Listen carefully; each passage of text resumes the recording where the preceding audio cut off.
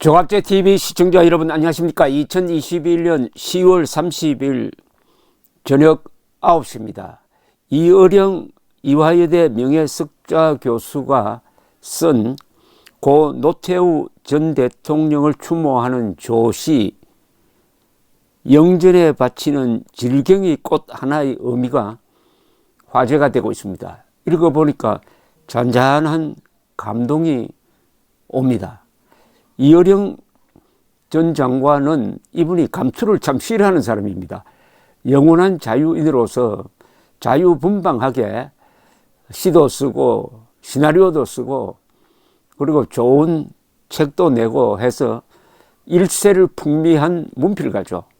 그런데 이분을 문화부 장관으로 임명을 해서 2년 동안 일하도록 만든 분이 노태우 대통령이었습니다.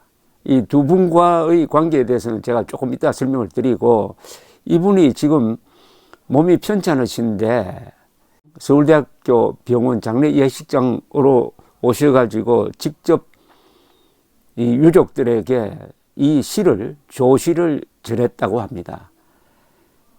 이렇게 말씀하셨네요. 이어령 교수가 내가 몸이 성치 않아서 옛날같이 글을 쓰지 못하고 컴퓨터 입력도 어려워 음성 입력으로 쓰다 보니 부끄러운 글을 되풀이할 뿐이다 라고 했답니다. 그런데 이 시는 대통령 유족이 언론에 공개하면서 알려지게 되었습니다. 영전에 바치는 질경의 꽃 하나의 의미. 남들이 고인의 영전에 국화 한 송이 바칠 때에 용서하세요. 질경의 꽃 하나 캐다 올리겠나이다.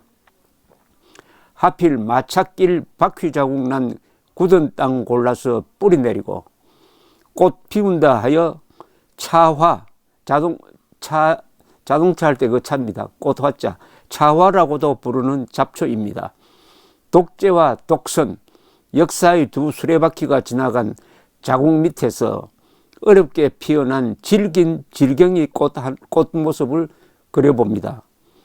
남들이 서쪽으로 난 편하고 따뜻한 길 찾아다닐 때 북녘 차가운 바람 미끄러운 얼음 위에 오솔길 내시고, 남들이 색깔이 다른 차이를 치고 잔치상을 벌일 때 보통 사람과 함께 손잡고 가자고 살인문 여시고, 남들이 부국 강병에 골몰하여 버려둔 황야에 새든 문화의 집 따로 한 채 만들어 세우시고, 이제 정상의 영욕을 역사의 길목에 묻고 가셨습니다. 어느 맑게 개인 날 망각에서 깨어난 질경의 꽃 하나. 남들이 모르는 참 용기의 뜻. 참아라, 용서하라, 기다리라. 낮은 음자리표 바람소리로 전하고 갈 것입니다. 요 시는 제가 한 번 더 읽어드려야 되겠습니다. 영전에 바치는 질경의 꽃 하나의 의미. 이어령. 남들이 고인의 영전에 국화 한 송이 바칠 때에 용서하세요. 질경의 꽃 하나 캐다 올리겠나이다. 하필 마찻길 바퀴 자국 난 굳은 땅 골라서 뿌리 내리고 꽃 피운다 하여 차화라고도 부르는 잡초입니다. 독재와 독선, 역사의 두 수레바퀴가 지나간 자국 밑에서 어렵게 피어난 질긴 질경의 꽃 모습을 그려봅니다. 남들이 서쪽으로 난 편하고 따뜻한 길 찾아 다닐 때 북녘 차가운 바람 미끄러운 얼음 위에 오솔길 내시고, 남들이 색깔이 다른 차이를 치고 잔치상을 벌일 때 보통 사람과 함께 손잡고 가자고 살인문 여시고, 남들이 부국 강병에 골몰하여 버려둔 황야에 새든 문화의 집 따로 한 채 만들어 세우시고, 이제 정상의 영욕을 역사의 길목에 묻고 가셨습니다. 어느 맑게 개인 날 망각에서 깨어난 질경의 꽃 하나. 남들이 모르는 참 용기의 뜻. 참아라, 용서하라, 기다리라. 낮은 음자리표 바람소리로 전하고 갈 것입니다. 여기 질경의 꽃은 여기 설명이 다 되어 있습니다. 아주 마차가 다니는 그 굳어진 땅속을 헤치고 나오는 잡초입니다. 이 잡초를 노태우 대통령에게 비유를 하고 동시에 노태우 대통령이 잡초 같은 서민들을 향한 따뜻한 마음을 가졌던 분이라는 것을 표현하고 있습니다. 여기 등장하는 참 용기는 노태우 대통령이 만든 말입니다. 물태우란 욕을 먹으면서 민주화의 과정을 그냥 물끄러미 지켜보면서 참았던 그 마음을 측근들에게 참아라, 용서하라, 기다리라. 그러면 민주주의가 된다. 민주주의는 인내가 필요하다. 이렇게 말했다는 것입니다. 참아라, 용서하라, 기다려라. 그 노태우 대통령이 10년 이상 투병을 했습니다. 10년 이상 누워 계셨어요. 의식은 살아 있었습니다. 그러니 얼마나 더 고통스러웠겠습니까? 그러나 이분이 누워서도 짜증내는 걸 본 적이 없다고 합니다. 그야말로 참 용기를 실천하신 분이라고 생각이 듭니다. 여령 장관이 정말 좋은 시를 써서 한 시대를, 그리고 그 시대를 이끌었던 노 대통령의 진정한 용기와 이분의 따뜻한 마음을 잘 담았습니다. 노태우 대통령은 이 예술적 감수성이 매우 뛰어난 분입니다.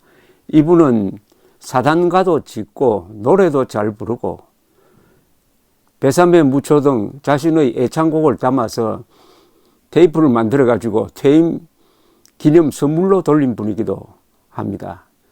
이런 음악적 감수성은 아버지로부터, 일찍 여인 아버지로부터 받았다고 합니다. 그리고 예술가들을 아주 존중을 했습니다. 그런 경험은 아마 서울올림픽 조직위원장으로서 이분이 많은 생각과 넓은 시야를 갖게 되었다고 생각합니다.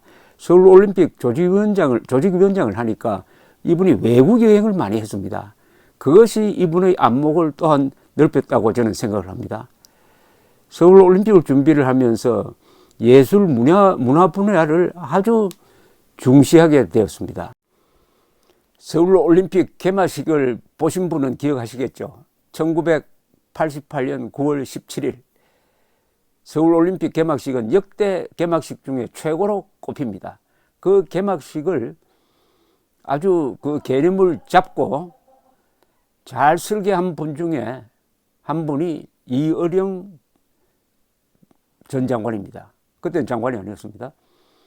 그 개념을 벽을 넘어서로 잡았습니다. 브레이킹 다운 더 월, 벽을 넘어서. 그때 동서가 갈라져 가지고 치열한 냉전을 벌이고 있는 가운데서 반쪽 올림픽이 두 번 열렸습니다. 모스크바 올림픽, 로스앤젤레스 올림픽. 그러나 한국에서, 더구나 분단 국가에서 하는 이 올림픽만은 반드시 세계가 하나가 되어야 되겠다 해서 벽을 넘어서 인종의, 이념의 벽을 넘어서 하나로 만들자 하는 위대한 메시지를 담은 데 결정적 역할을 한 사람이 이어령 장관입니다. 그리고 이 이어령 장관을 알아주신 분이 노태우 조직위원장, 그리고 박세직 장군이 저에게 한 이야기가 있습니다. 이 올림픽을 준비하면서 가장 중점으로 보았던 것이 개막식이라고 했습니다. 올림픽 개막식이 바로 한국을 보여줄 수 있는 절호의 기회다. 그 시청률이 얼마나 높으냐. 개막식에 성공하면은 올림픽 70%는 성공한다. 근데 그 개막식의 테마를 벽을 넘어서로 잡은 사람이 바로 이어령 장관이고, 거기에 맞춰가지고 만든 노래가 코리아나 그룹이 불렀던 손에 손잡고 벽을 넘어서죠. 브레이킹 다운 더 월. 놀라운 통찰력과 예언력을 가진 노래입니다. 이 노래는 1988년 벽을 넘어서 서울올림픽이 성공하고, 서울올림픽의 성공이 동구 공산권 붕괴의 한 계기가 되었고, 1989년 11월 9일 베를린 장벽이 무너졌습니다. 바로 그 베를린 장벽을 무너뜨린 동서동의 젊은 사람들이 그 현장에서 불렀던 노래가 브레이킹 다운 더 월, hand in hand, 손에 손잡고 였습니다. 그리고 서울올림픽 개막식은 군사 문화와 우리가 자랑하는 군사 문화와 우리가 자랑하는 문민 문화가 합쳐진 겁니다. 거기서 1000명 이상이 태권도를 하는 그런 모습도 있었고, 굴렁쇠도 나오고, 거대한 북을 가지고 웅장하게 소리를 내고 하는, 그게 다 한 덩어리가 되었는데, 이것은 문민 문화와 군사 문화가 합작한 겁니다.